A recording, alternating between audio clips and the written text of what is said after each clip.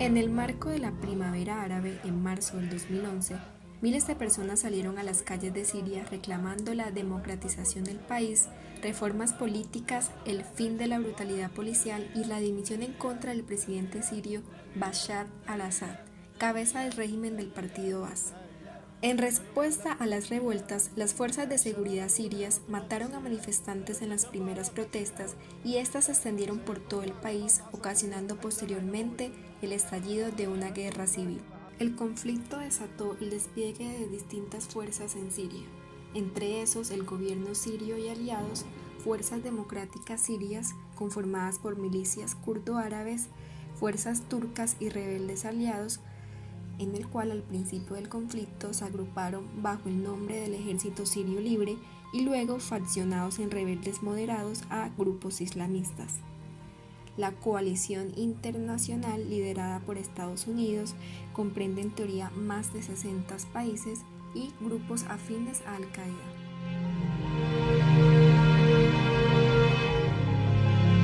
Formaron grupos opositores armados y empezaron las deserciones de militares sirios que se unían a los rebeldes aglutinados en el Ejército Sirio Libre. El país se sumió en la guerra, los bombardeos de las fuerzas sirias se multiplicaron y en el 2012 los combates llegaron a Damasco, la capital, y a la segunda ciudad del país, Alepo.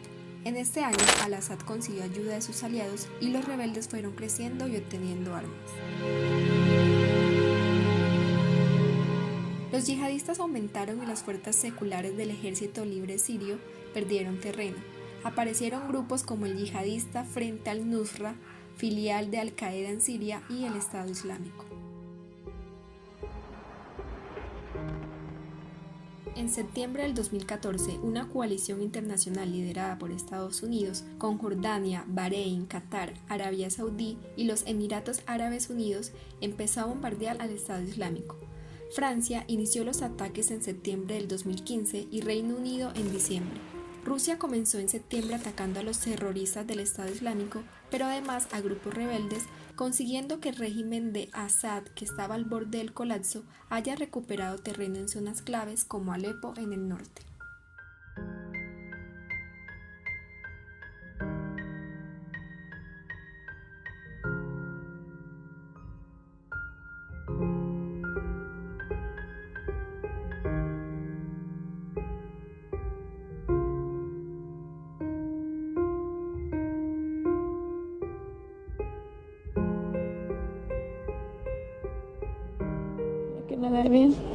Estábamos durmiendo cuando de repente sentimos el ataque. Mi hijo estaba afuera y se cayó. Ahora está aquí en el hospital.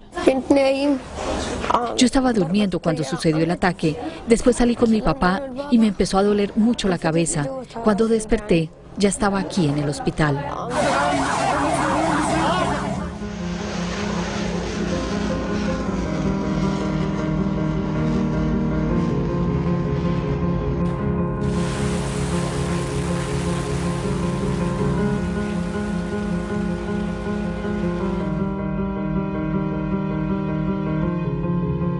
En septiembre del 2018, 7 años y medio después de que se iniciara el conflicto, el régimen de Damasco controla al menos el 60% de Siria y las fuerzas kurdas apoyadas por Estados Unidos tienen en su poder el 25% del territorio del país.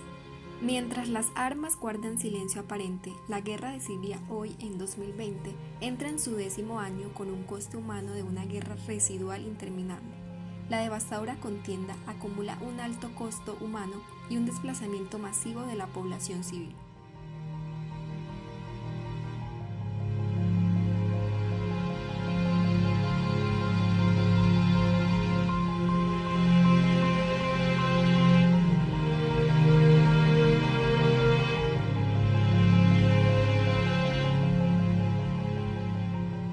La La devastación del conflicto sirio, en la que intervienen al menos 5 potencias globales y regionales, se ha convertido en un conflicto mundial que se reduce ahora a una batalla permanente de una contienda residual que se concentra en la provincia noroccidental de Idlib, último bastión de la oposición al presidente Bashar al-Assad, convirtiéndose Siria en un espacio geopolítico que ejemplifica los intereses en juego de las diferentes potencias globales y regionales.